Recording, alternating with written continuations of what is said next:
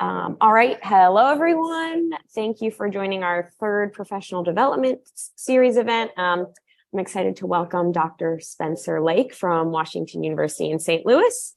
So the way that this usually works is Dr. Lake will talk, share a little bit for the first half, and then the last half will open to questions. And then the last 10 minutes, I'll stop recording. So if anyone wants to ask a question, not be recorded, they can do so.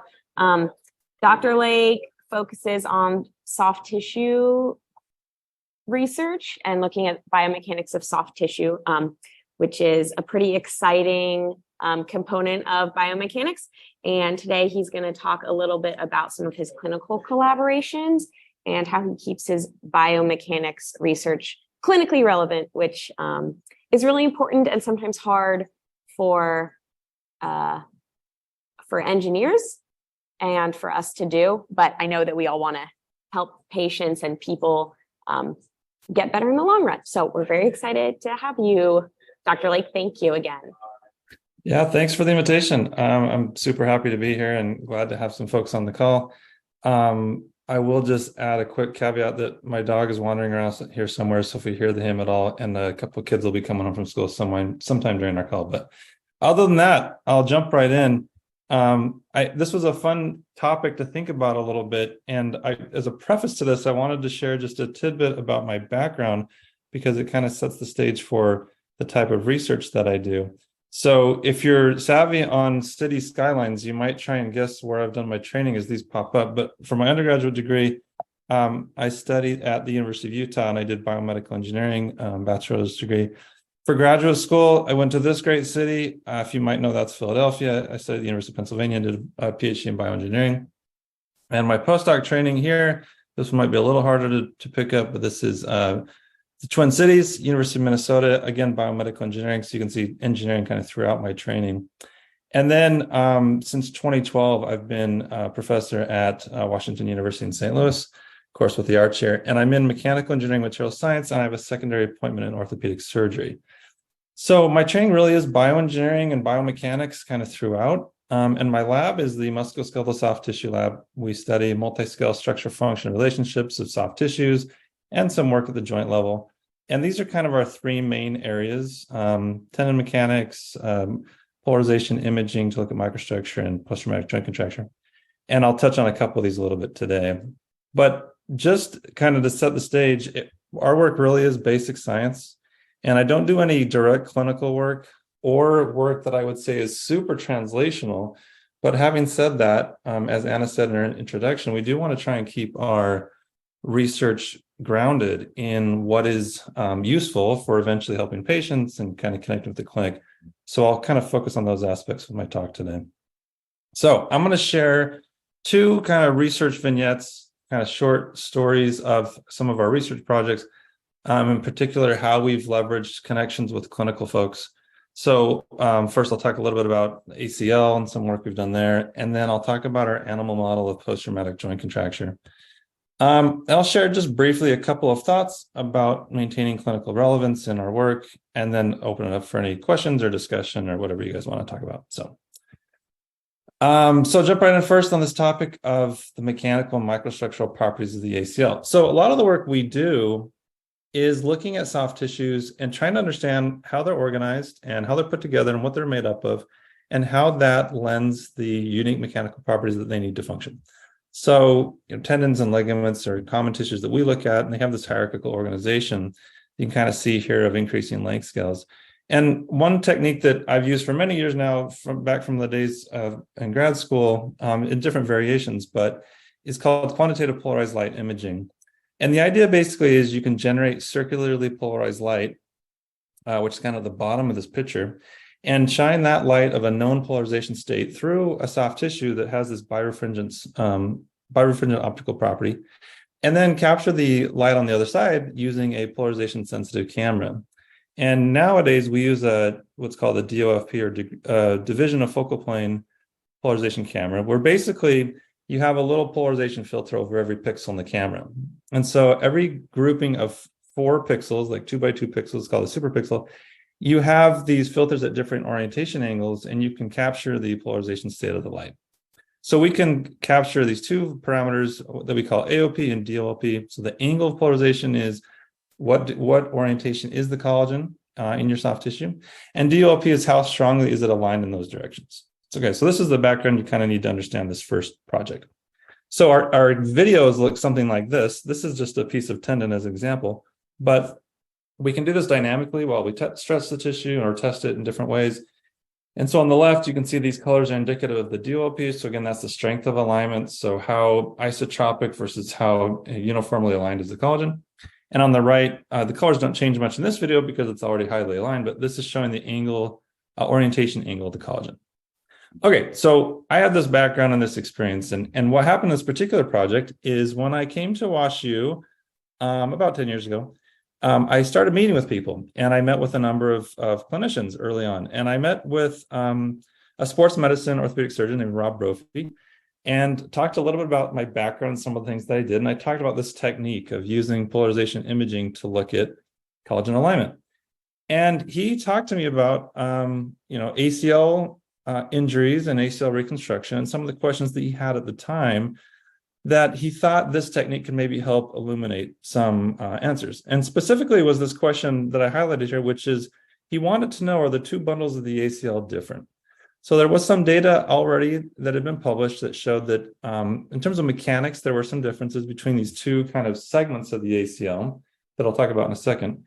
But he was curious to know in a little more detail, how do these two bundles vary?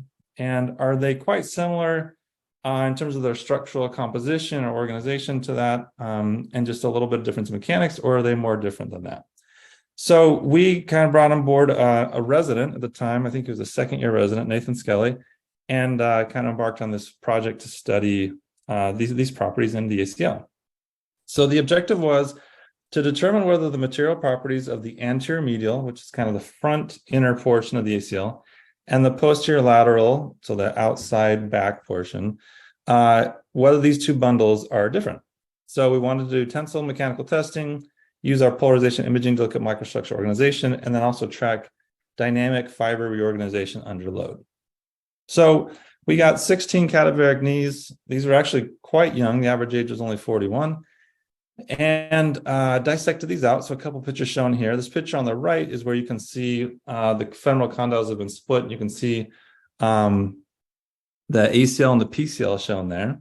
And then of the ACL, we kind of split it into a number of different segments. And the reason we did this was that for this polarization imaging technique, you need thin enough sections that you can shine the light through the tissue. So they have to be 1 millimeter or thinner. These were about 600 microns. And then, of course, we wanted to look at these two different bundles. So we ended up taking 6 sections, 3 from each bundle, and then we can analyze them on our test setup. So I'll just jump right to the results. So we grouped all the samples from the anterior medial bundle together and all the samples from the posterior lateral bundle together. And we looked at first the mechanics. So here's a representative stress strain curve. We can look at the early slope, which we call the toe region. And we did see that the anterior medial bundle had a higher modulus in the toe region. Oops. And also in the linear region, so that later strain, higher stress loading region, that the anterior medial bundle also had a higher modulus. So you can think of that as a larger stiffness, right? We also look at this transition point in this bilinear fit to the stress strain curve. There weren't a lot of differences there. And then we looked at the microstructure organization. So we looked at the alignment of the collagen at 3 different points of this loading curve. 0 would be at the beginning of the test. Transition is that point I just mentioned, kind of the transition from that toe to the linear region. And then linear strain we defined as just 2 times the transition strain. So these are the kind of maps we get from our technique. So the blue colors here are less organized or less strongly aligned, and the red are more strongly aligned. And you can see that the pattern changes as you load it from left to right. We can also then look at the angle of polarization AOP and look at how this changes over loading as well. And we see that the collagen tends to reorient more into the direction of loading. So if we quantify this for the 2 bundles, we were interested to see that at the 0 strain, so before you really put much load on these, there were no differences in the 2 bundles. So they had very similar strength of alignment. However, as you load them, the anterior medial bundle gets larger average DLP values, meaning the collagen in that bundle becomes more strongly aligned as you load it compared to the posterior lateral bundle. So there's some dynamic changes there in terms of the organization. And you can actually quantify these are differences. So between the zero and transition and the transition and linear, and the point here being that these red bars are larger, so meaning there's larger dynamic changes in the strength of alignment when we load this. And we got very similar results when we looked at the standard deviation of the AOP. So this is basically the width of this histogram showing the orientation angles. So in this case, smaller values mean there's more uniform alignment in a single direction. So we saw that at 0 strain at the beginning of the test, no difference, but the anterior medial bundle then did change more and became more strongly aligned in a single direction. Okay, so the results of this, and I'm just kind of going through this pretty quick, but this showed that the two bundles of the ACL were different. We saw mechanical differences, and we saw differences in the collagen alignment, particularly under load. So, perhaps from the clinical perspective, an autograft or an allograft with uniform properties may not be optimal. But as we reviewed this data, we then were talking with Dr. Brophy and Dr. Skelly, and they said, well, is this two different bundles, or is it possible that it's kind of a gradient of properties? So as you look at the very front edge of the inner front edge of this tissue of the ACL, and you go to that posterior lateral edge, is there a continuous variation in properties, or is it two distinct bundles? And that's important to think about from the clinical view, because sometimes the ACL, as many of you know, is reconstructed using like a double bundle graft, right? So you can have a single graft tissue that's folded over on itself and used in that sense. And in that case, they're kind of replicating that double bundle structure. But if the properties of the ACL are more of a gradient, that may factor into how they would like to try and reconstruct it. So that's what we sought out to do. So we already had the data from those 6 individual slices. We had previously just lumped them together, but we thought, now let's look at them as individual slices and see how the properties change. So you have these 6 slices. The first 3 are from the anterior medial bundle. The next 3 are from the posterior lateral bundle. Okay, so I'll just go through these results pretty quick. But basically, as you go across these 6 regions, it wasn't exactly a linear gradient, but it did seem in some of these parameters that there was more of a gradient of properties rather than an abrupt drop from one bundle to the other. So here's toe modulus and linear modulus.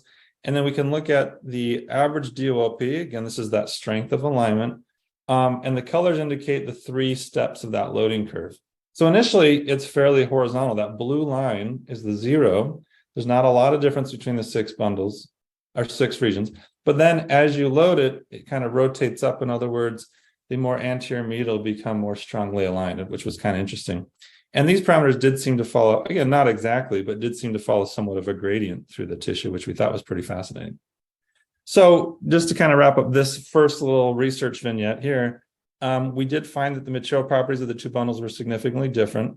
And in fact, it seems as though in many of these properties, there's more of a linear gradient of properties that decrease from the anterior medial edge to that posterior lateral edge. In terms of the clinical implications, as I mentioned, you can think about a double bundle graft, or perhaps a single graft that is able to remodel and adapt with loading over time to more closely replicate this kind of gradient level of properties from one edge to the other. And this kind of work, as we continue to do more in this area, I think can give insights into the native ligament mechanics, but also help maybe assess the best options for ACL reconstruction. So in fact, following up on that work in the ACL, we've in the previous 6 or 7 years, we've expanded our work to look at a number of other different tissues. I'm not going to talk about any of these today, but just to show you some of the scope of the work we've done. So we've looked at common tissues that are used for grafts for ACL reconstruction. So like the quadriceps tendon, bone patellar bone graft, and we've also looked at the PCL, another ligament in the knee, and some other structures like the anterior lateral ligament and lateral collateral ligament. We've looked at some work for other projects in the forearm and the elbow, grafts that are used to reconstruct the UCL, for example. And these are all clinical folks here on the right here that have worked with us on these various projects. In fact, the bottom 2, Lindsay Cahan and Lorenzo Salone, these are both undergrads that worked in the lab that have gone on to medical school. Lindsay's now a resident actually back at WashU, and Lorenzo's in med school now. But the other folks here are attending physicians or residents that worked with us on these projects. And then just one snippet of this, we did publish a paper last year, if you're interested in this work, that compares not all of these, because some of these are actually newer, but a lot of these tissues in terms of how they are different from one another in terms of tendon, ligament, capsule, and how these properties vary. We've got a nice paper on this in JOR if you're interested. Okay, so that was the first kind of story, and I'll just jump right into the next story about our animal model of post-traumatic joint contraction. So when I started at WashU, I mentioned that I met with a number of clinicians, and one of the people I had the fortune of meeting with was Lisa Galitz, who's one of the shoulder and elbow surgeons at WashU. She since has moved to Mount Sinai in New York, but at the time she was at WashU. And when I met with her, we talked about some clinical needs that she saw that were unanswered or unmet. And she talked to me about elbow contracture. And she said they have this, that many of the surgeons who treat these conditions have this overarching question of why do some patients lose joint motion after an injury and some fully recover? It's very unpredictable. And she said they need more insight into how to treat patients after traumatic injury to prevent this loss of motion and try and maintain full use of the limb. So I thought this sounded like a great topic, but I knew nothing about the elbow. So I went to the medical library and I checked out a bunch of books on the elbow. These are some of the titles I checked out, and really just started digging into this trying to figure out what is known about these kinds of injuries and treatment for different types of elbow injuries, and what could we possibly do to contribute and really help in this area. At the time, I had background more in shoulder and other kind of soft tissues, but had never done anything with elbow. I even bought a little model to keep in my office that I could discuss with students and trainees, but also just help myself understand the anatomy a little bit better. So as we dug into this, we realized, and we learned a lot about normal anatomy and function of the elbow, kind of what are the requirements to be able to have proper use of your elbow. It's actually a fairly complex joint. Of course, it's kind of a hinge joint, but also a rotating pivot. And it's a fairly commonly injured joint, especially with dislocations. So you can have a simple dislocation where the joint is just dislocated but no fractures, or complex dislocations that involves a fracture. And these very commonly result in loss of motion. So contracture is a very common outcome, and it's very difficult to overcome this once you've lost motion in your elbow. So there are a number of ways that these are treated. Conservative treatment would include physical therapy, different types of splints, and manipulation, and these are all helpful, but often not fully preserving or restoring of motion. So about 12 to 15% of patients require surgical release of the capsule, where they go in and basically just cut out the anterior capsule that's right in the front of, kind of in the crevice of your elbow joint, that usually limits extension motion. But even after a procedure like this, only about 50% of the lost motion is regained. And then other options are really debilitating, like total elbow arthroplasty and joint fusion. So we really came to understand as we dug into this that prevention treatment strategies are really needed. So going back to talk to Dr. Galitz, we decided that these were kind of the key questions we had is how does the fibrotic response develop and progress after an injury to the elbow? And what are the tissues that are contributing to motion loss? And then what can we do to develop strategies to reduce the functional impact? And to do this, we decided we really needed an animal model. And there's many reasons for that. A couple of those would be that we need to have a controlled injury that we could easily replicate and then study over time. And in the human population, the injuries are just quite variable. It's hard to get really consistent injuries among different patients. And we just needed to be able to really deep dive into the tissues and figure out what was happening. And that's really, you can only do that in an animal model. So then we wanted to be able to create an animal model and leverage that from the preclinical studies to hopefully inform clinical approaches to post-traumatic joint contraction. So since Lisa had moved a number of years ago to Mount Sinai, we then started working with Aaron Chamberlain for about the last 8 years or so. He recently just changed jobs a few months ago, and so we have a new collaborator, Ben Zmistowski, he just did his first rat surgeries with us yesterday, actually. So, but in terms of creating an animal model, we evaluated a lot of different species that we thought might be good to simulate elbow injuries, looked at a number of different criteria, range of motion, anatomical similarities, how their limbs are used, how feasible would it be to use these animals. We did an extensive literature search and reviewed all the kind of information we could find and consulted with veterinarians, and ended up settling on the Long Evans rat. And I won't go into a lot of details of why, but I will just say that a lot of the joint motions in this rat are actually quite similar to human, even more so than other breeds of rats, which was really shocking to us. So they actually have more pronation supination motion than other breeds of rats, like Sprague-Dawley rats, for example. So anyway, we used Long Evans rats. Here's some CT reconstruction is just showing you the anatomy. It's quite similar to humans. There are a few differences. They have an extended olecranon process, which is the back end of the ulna, which I don't know if you can see my cursor or not, but it's kind of this back end of the ulna. So that is different, but a lot of the other aspects of their anatomy are quite similar. They have the 3 bones that are prominent in human anatomy that form the elbow joint. And what we did in our injury model is we simulated a dislocation. So we go in and puncture the anterior capsule, which is labeled articular capsule here. And then we cut the collateral ligament on the lateral side, which here is labeled as radial collateral ligament. So I won't go into detail in these pictures, but if you just kind of follow the A, B, C, D, E, F, this just shows how we create the injury. So we go in and we kind of visualize the different tissues, and we cut these 2 tissues that I mentioned. We dislocate the joint, and then we kind of put it back in the joint and then close it up. We then immobilize the animals for several weeks after this surgical procedure, and I can try and replicate that immobilized state for a few weeks as you would have in humans. I won't cover much of the results, but just want to point out a couple of things. So we developed what we believe is the first animal model of elbow injury, kind of in general, but also of post-traumatic elbow contracture, which mimics the human condition. And our primary outcome is post-mortem, we dissect the elbow joints, we remove the skin, and then kind of pot the bones, as you can see here, and we have a flexion extension mechanical test to measure total range of motion. And if you look at that, IM here is different immobilization periods, and FM is free mobilization, basically just taking them out of their cast. And so we see this dramatic drop in total range of motion up to 42 days. They lose about half of their motion. And then once they are able to have cage activity, they gain back about half of that, but still have about a 25% deficit long-term. So they have this persistent loss of motion, which is great. And then I won't go through all these details, but we've looked at different tissues that are contributing. We looked at muscle and capsule and the ligament complexes. We've done different types of sequential dissection testing and all these different things. Anyway, I'm not going to go into any of that, but we've just seen kind of this fibrotic response that happens in the joint following injury and leads to this loss of motion. But along the way, we decided we also need to be able to determine the functional impact of joint contraction. So we wanted to implement a couple of techniques to look at joint function.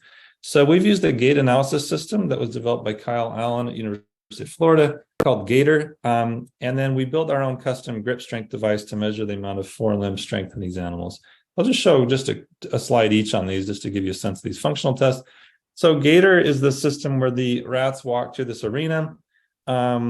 There's a mirror at 45 degrees underneath the walkway. And so we can see both the side view of the animal and the underneath view, as you can see in this video on the right. And then we can do this longitudinally over time and capture at different time points. So this is a control rat walking through. This is slowed way down. But we capture with a high-speed video camera, and then we get really high-resolution spatiotemporal data for these animals walking through here, and we can get very sensitive measurements of gait.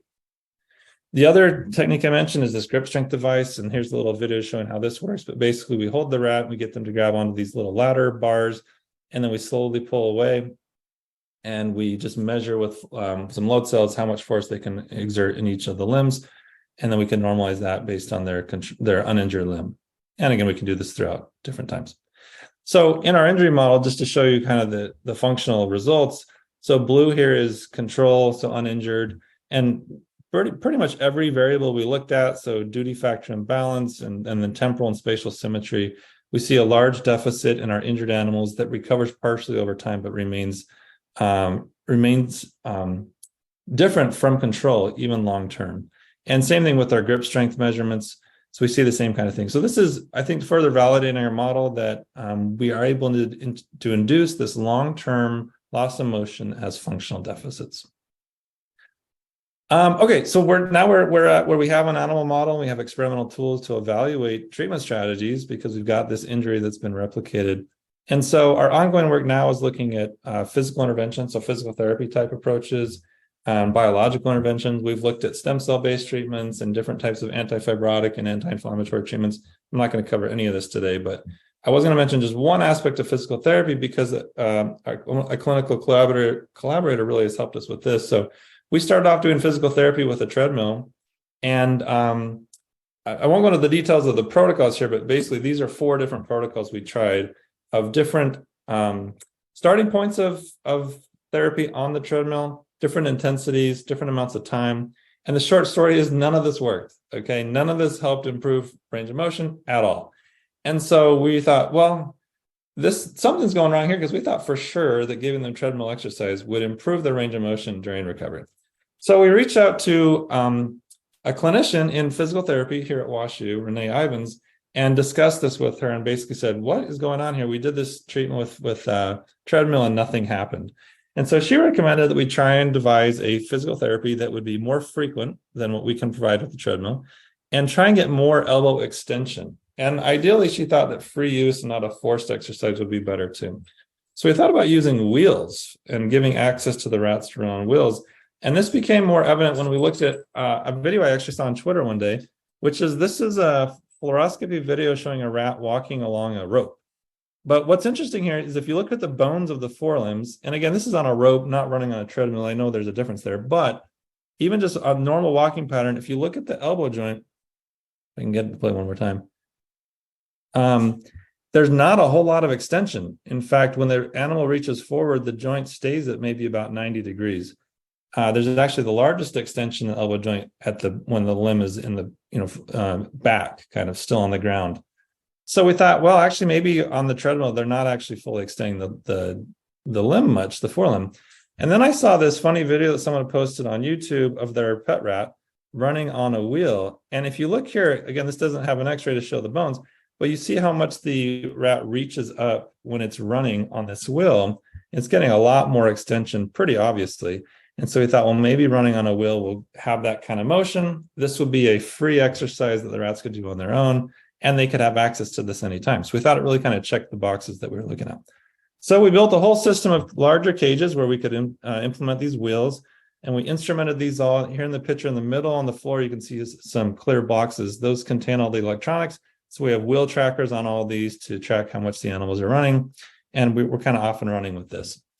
So this is ongoing work, but we've figured out that early joint motion is important for preserving range of motion, and we've learned that this active physical therapy is important, as particularly therapy that gives this extension motion and has free access to the animals. So I just wanted to highlight to date some of the work we've done in this area and all the people who have been involved. So I already mentioned these 4 individuals who have really contributed a lot in terms of the clinical perspective of elbow injury and treating elbow injuries. A couple other folks in clinical departments in physical therapy, pathology, and orthopedic surgery are also shown here, and they've been really strong contributors to this work. And then a number of other people from other departments have really helped out on this really interdisciplinary project. So statistics and cell biology, computer science, biomedical engineering, kind of across the board, we've had a lot of people that have contributed here. So those are kind of the 2 research stories. I want to now just share a couple of general thoughts and then open it up for any questions or discussion. So a couple of general thoughts about doing basic science research and maintaining this clinical relevance. And hopefully I've demonstrated a few of these things through these 2 stories I've told today. So first, keep up to date on the literature. I think this is really important to keep a perspective on not just papers or studies in the exact area you're working on, but try and read clinical studies. I think review articles are a wonderful place to get a good perspective of what the kind of current clinical treatments are, clinical thoughts are, and things like that. Sometimes you can find opinion pieces, whatever. This picture on the right, I thought was appropriate because sometimes I feel like there's an unending pile of papers that we want to try and get to, and it can be really hard to keep up on all that. But I think to the extent that we can chip away at some of those papers and really try and keep our finger on the pulse of what's happening in clinical areas for the work we do, I think this will be really helpful.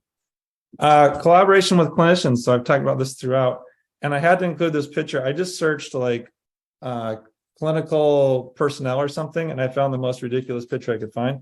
But I think a lot of clinicians are really excited to work with us. And my experience has been that when they understand that we have a sincere interest in improving patient care and clinical care, and we want to bring tools that we have from our background, whether it's engineering or physical therapy or biology or whatever it may be. But when we're interested in bringing our background and really applying it to questions that are important to them and could impact the work they're doing with patients, I think they'll be really interested in that. And I think it's good to be humble and ask lots of questions to try and understand their perspective and how they view the world. I think using clinically relevant tools is important. So I talked about our animal model that we've developed, and that can be one tool, for example. But trying to apply techniques or approaches that are used in the clinic, even if it's in our basic science research, but try and kind of make those connections of work that, or techniques and approaches that might be used by clinicians that we also can use in our work. And then look for opportunities for translation. So once we have a good understanding of the basic science foundation, can we leverage that to either apply it to human data in certain situations, or look for opportunities to partner with individuals who have more experience perhaps than us as basic science researchers, but to do clinical trials or implement our data in their clinical practice. And I think really important to all this, but you could say this is important for any area of research, but good communication is important. And I've learned over the last 10 or 15 years that some of the clinicians that I work with are very good at reaching out to me and checking in, and we kind of have regular chances to catch up and kind of see where we're at with projects. And then other colleagues, I need to be the one that really reaches out to them and make sure we're meeting and connecting and brainstorming new ideas. We're talking about new data or all these kinds of things. But I think regular communication and feedback going both ways is really important to understand the work or the data that we've collected, but also to guide future work. Okay, last thing, I just want to acknowledge current members of my lab and all the previous people who've contributed. Also, it's our funding sources that we've been able to do all this work. And again, that's kind of the summary of what I've had to present. Would love to hear any questions you have, or just discuss any topics you guys have interest in.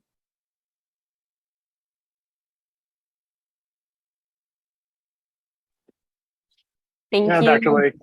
Oh, sorry, go ahead. I was going to say thank you, Dr. Lake. That was awesome and really interesting. I'll open it up to see if anyone has any questions. Yeah, I was going to say, Dr. Lake, thank you so much for the talk. My name is Aaron Helen. I'm at the University of Minnesota now, working with Dr. Barocas and Dr. Ludwig, trying to go the other direction from you. So I'm a clinician by training as a physical therapist, now going back into PhD work on advanced kinematics and wanting to take that to the smaller scale. And I'm curious how you approach those conversations with clinicians who are maybe more resistant and give you like well, so what? Patients are complex. This is such an isolated thing. How does this fit into the bigger picture? Yeah, I think so. That's a good question. I haven't encountered as much of like the so what but I've encountered more of like, here's my clinical question. What can you do to help me understand it better? Right. And I think the reason why the way I've tried to approach my meetings with clinicians is not say like, these are the 10 things I'm going to do for you, but more say, this is what I have to offer. What can I help? How can I help you? So instead of saying like, I've got this model and it's going to transform your, clinical practice, which maybe it would, but I think I'm much more willing to say, I've got this model. What could we do to make this useful for you? Do you know what I mean? So kind of frame it as, we as basic science researchers, of course, we're doing fun things because we're just excited about science and whatnot, but ultimately we love to have an impact, right? And be able to help those who are interfacing with patients, if you're doing biomedical research. So I think I'm willing to frame the conversation of is, how is the work that we're doing that we're excited about? What of this can benefit you and can help you? So I don't know if that helps at all, but that's kind of how I try to frame those conversations with my collaborators. Yeah, that's a great point. Thank you.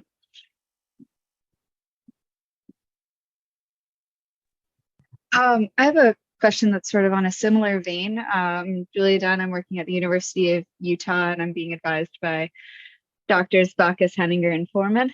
And I'm curious, how do you bridge the language gap between engineers and basic scientists and clinicians? Because there is quite a difference in the way that we look at terms. Yeah, that's a great question, actually. And that is a real challenge for sure.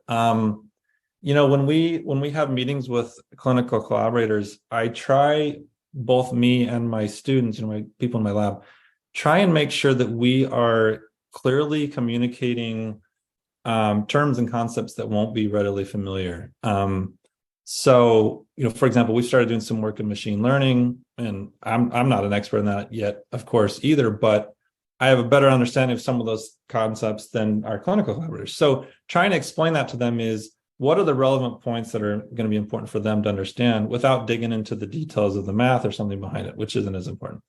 And then the flip side is we have to become educated in the language of, the clinicians that we're going to be collaborating with. So I mentioned like digging into these elbow books, and that was no joke. Like I didn't really know much about the elbow joint, period. I don't know like what are common injuries, what are common procedures, what is the anatomy there? That's quite complex, right? And so I really did have to take some time to dig into that and feel like I could get to a point where I could at least get in the room and have a conversation. I had a collaborative phone call this week, Zoom call earlier this week, where I realized I was not well prepared enough for a totally different project, but I realized, oh gosh, I'm kind of in the dark here on these clinical terms, some of the procedures they were talking about, and realized I need to go back and really dig into that more carefully and come prepared better next time so I can feel like I'm part of that conversation. And so I think it's both of those things. I think we need to take the time to be educated on the clinical terminology for whatever, particular injury or tissue system or physiological system that we're talking about. And then we need to be willing to, it's not dumbing it down, that's not it, but it's explaining the relevant parts without trying to give the whole story, right? You can tell someone, what the benefits of an experimental setup might be without explaining the nuts and bolts of everything about it. And so I think those are important things to think about.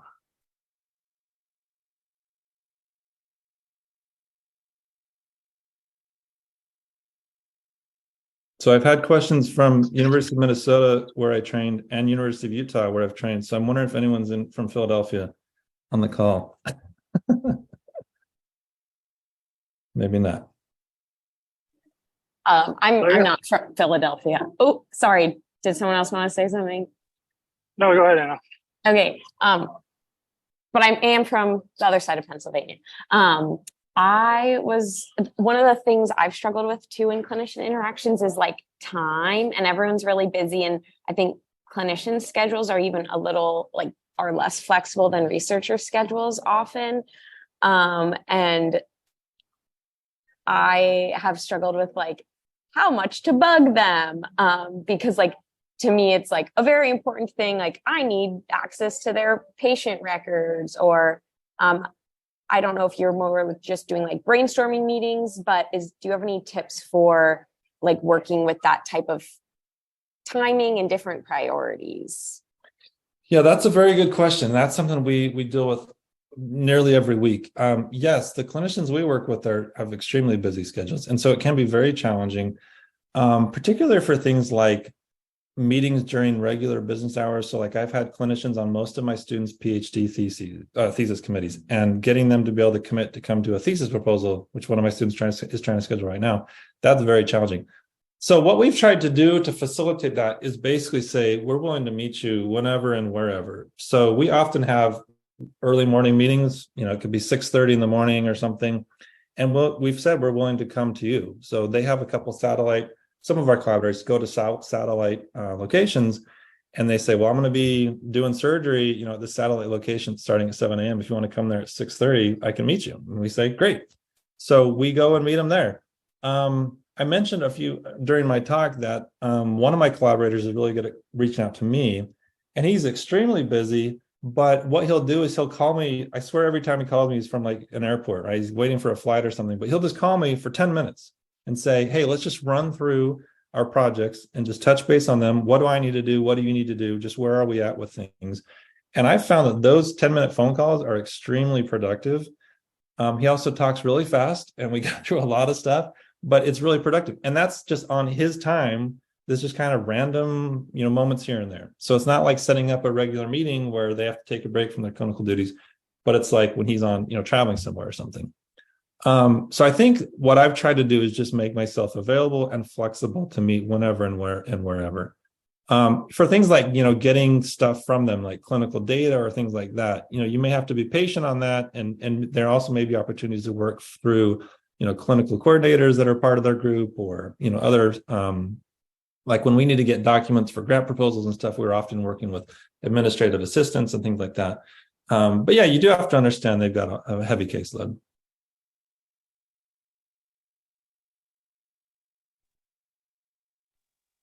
So I guess I have a broader question related to tendon research that you've done. This is partially driven by some of the work you did on the anisotropic properties of the supraspinatus. How relevant do you think uniaxial tensile testing is to describe tendon that may be going through more complex deformation in vivo? Oh, Aaron, you're speaking my love language here, talking about multi-axial loading of tendons. Yeah, that's a great question. And a lot of the work that I've tried to do, and I didn't talk much about our tendon work today, but that's actually really where I started.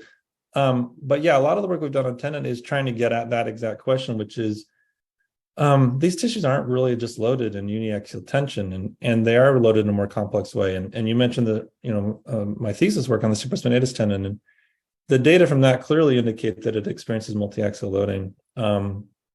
So I've been involved in follow-up work doing biaxial planar biaxial testing, and we've done indentation testing of soft tissues, and other things like that. It's a really exciting area, I think, to try and delve into that more carefully, and try and understand better the different ways in which these tissues are loaded, because I think most of the time, we're oversimplifying that. So I could talk about this for a very long time, but I guess in general, I think it's an exciting area to be thinking about the physiological loading environments and how we can better understand that, especially for tendon. Yeah. Thanks. Jack, I think maybe you had a question.